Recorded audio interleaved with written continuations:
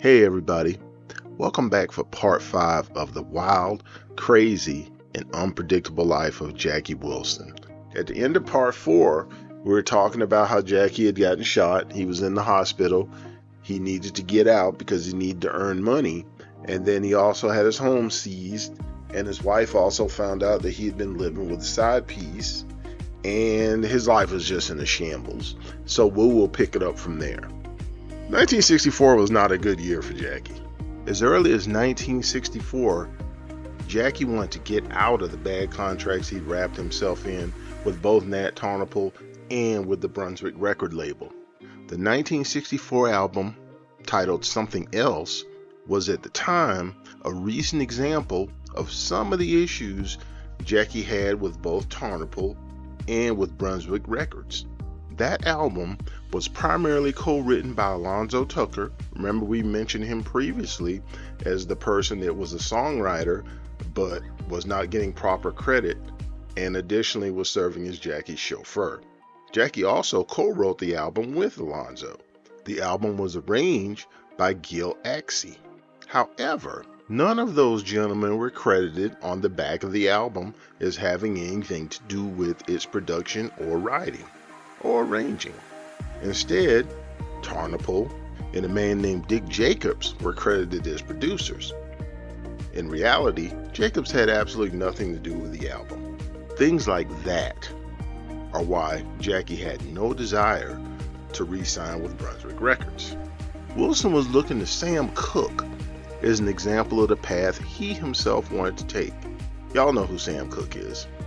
Wilson and Cooke were friends. So Wilson had insight into what Cooke was doing.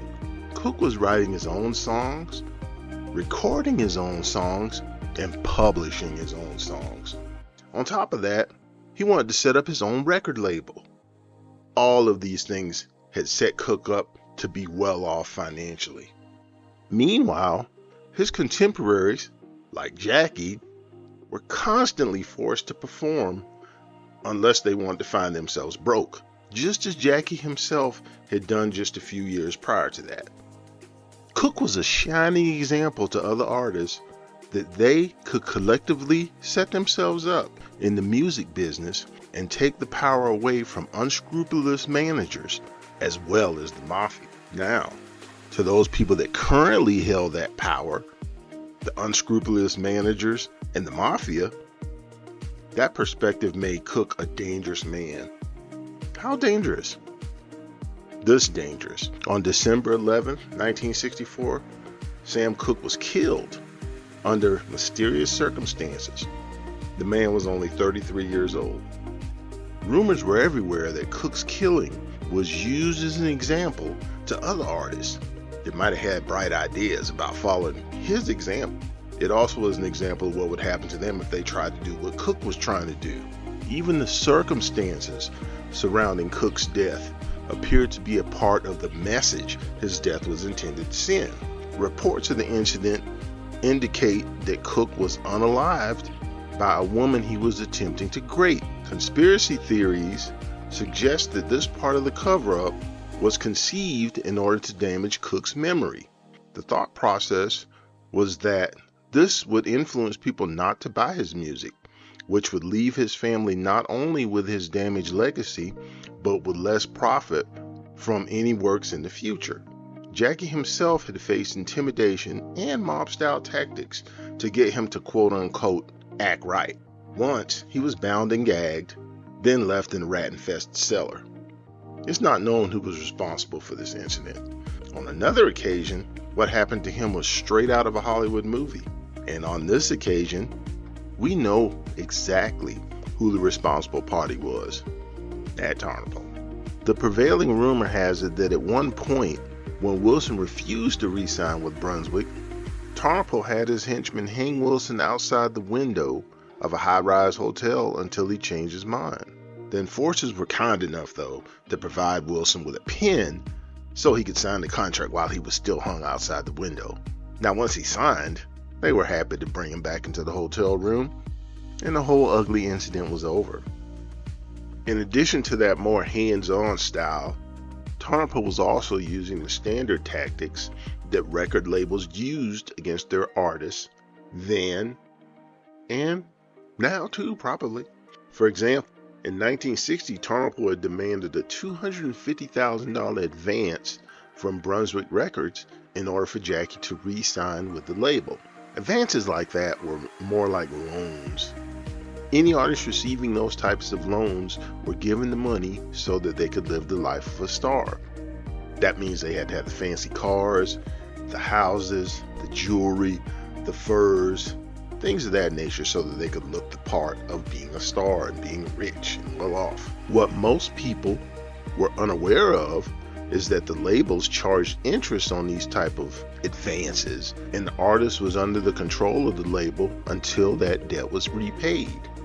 Additionally, touring expenses and recording expenses to make the very records they were making money off of were more often than not charged to the artist. These debts also were charged interest until they were repaid. Even if an artist was extremely popular, the labels made it impossible for them to ever pay that debt off. Situations like these are why Sam Cooke's vision was so appealing to other artists and so unappealing to the people that currently had the power. And that's why it's easy to see why those who already had that power in music would be interested in not only eliminating the man spearheading a movement like Cooke's, but also making sure nobody wanted to replace him and attempt to duplicate his ideas once he was eliminated. As if that wasn't bad enough, things would continue to go downhill for Jack. In May of 1964, Frida finally decided that she'd had enough of Jackie's cheating. So after 13 years of marriage, she filed for divorce. In January of 1965, after Jackie failed to appear to contest the divorce was granted. The settlement gave Frida the family home, $10,000, plus $200 a week, or $50 per child, which is how they came up with the $200. Now, despite the money he made, Wilson was constantly in arrears on his payments to Frida, and Frida often had to work 2 jobs to make ends meet. Just a little over a year later, in March of 1966, Jackie had already fallen $7,500 behind on his payments to Frida. In the midst of everything, Jackie began to drink from morning to night. He was already a chain smoker, and on top of that, he began taking all types of different pills. He began snorting coke for good measure, and after his divorce from Frida, the drug use got worse than ever. He was going through 2 pints of drink a night, whether it be Jack Daniels or vodka. He also started taking heroin with the coke. He combined all those with his own special blend of weed. So this dude had all the vices covered. Everything you could possibly want, he was combining them. From Rita's perspective, Wilson had gotten so bad that she had to take all of their children to see a psychiatrist to deal with everything they were going through because of their father. Now, as usual, Jackie was at the top of his game when it came to one particular thing. You already know what it is. I'll just tell the story. I won't even say the word. Even after their divorce, Jackie and Frida's sexual relationship still continued. Even after Frida had gotten herself a boyfriend, Jackie still came first. Literally and figuratively. One time, Jackie and Frida had sex in the bathroom while Frida's boyfriend sat in the living room. I don't know if he knew what they were doing. I don't know if he just thought they went to get something out of the kitchen or what he thought was happening, but this is how it went down. Just a few moments ago, we talked about how Jackie had a negative impact on his children. In that way, he had a negative impact on his son, Jack Jr., as Jackie had passed his drug habit on to him. Junior was taking barbiturates to school and passing them out, and of course using them himself. But one call to the mob broke Junior of that habit. The mob paid him a visit. They took him to an undisclosed location, and when he came back, he never touched drugs again. In the midst of all these negative things that were happening in Jackie's life, he was not doing as well in his music as he had previously done. A song called Whispers Getting Louder would change that. In 1966, it revived his career. After that, Your Love Keeps Lifting Me Higher and Higher was another million seller for him. Now, around that time, Jackie met a young singer named Reggie Abrams, who was 18 years old at the time. Abrams was hopeful to get into Jackie's camp as a singer, but Jackie had other plans for him. He had another thought in mind. He wanted Abrams to marry his oldest daughter, Denise, who was 16 at the time. In fact, when Jackie introduced Reggie to Denise, he did it in this manner. Denise, this is your husband, Reggie. Reggie, this is your wife, Denise. Now, who does that? Wilson invited Abrams to spend Christmas at his house. In usual Jackie fashion, though, Jackie wasn't even there at the time when the boy came. Instead, Jackie told Frida to take care of him. Jackie's acting like he's still married to Frida. She got away from him, but she's still under his rule. Jackie left Abrams with these instructions. Don't mess with my baby daughter. You and Denise, you can do anything you want, but leave my baby daughter alone. The baby daughter he was referring to was his daughter Sandy, who at that time was 14 years old. You wouldn't think you would need to tell a grown man to leave a little girl alone. It was already bad enough that an 18-year-old was talking to a 16-year-old, but an 18-year-old talking to a 14-year-old, okay, we understand exactly what that is now. We also know that it was a different time back then, so we'll just proceed from there. Just had to throw that in there. However, there was only one problem with Jackie's plan. Abrams wasn't interested in Denise. Why he wasn't interested in her? Abrams was from the South, while Denise was raised in Detroit. She was too fast for him. On the other hand, her little sister Sandy was more his speed. Sandy suffered from severe visual issues. As a result, she was prescribed full-strength glasses. However, she often didn't wear them because she was teased unmercifully by other people when she did. But for Reggie, apparently he didn't see any of that. None of that was a problem for him. The things that he saw was that Sandra was introverted and quiet, which was more his speed.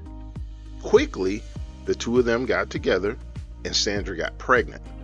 Everyone in the entire house was afraid of what Jackie's reaction would be to this situation. Abrams himself delivered the news to Jackie over the phone. He also told Wilson that he wanted to marry Sandy. What was Jackie's response? Okay. That was all he said. And, true to his word, Reggie did marry Sandy. And after they got married, they stayed with Frida. In 1969, the first of their 3 children was born, named Reggie Jr.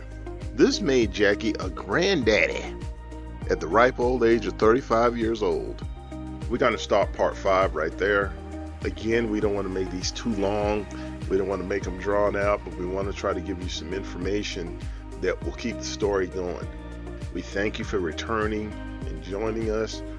We're almost at the end. Thank you for riding with us. Please listen, watch, like, subscribe, comment, share, rewatch, repeat. Thank you, everybody, and see you soon.